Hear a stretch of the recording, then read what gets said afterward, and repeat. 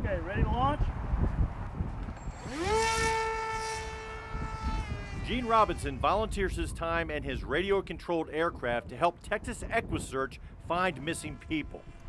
We can work anywhere from a half to a mile away. Now, how long can you stay up with one of these, Gene? About an hour.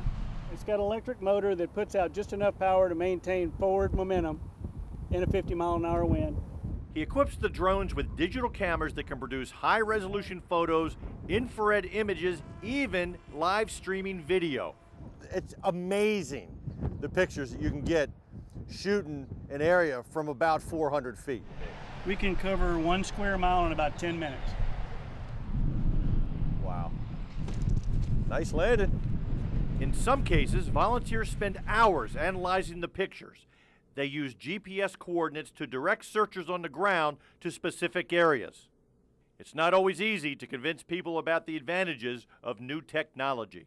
I think I remember when the sheriff showed up out there, when Gene showed up, and Gene got his little airplane out that's only this big.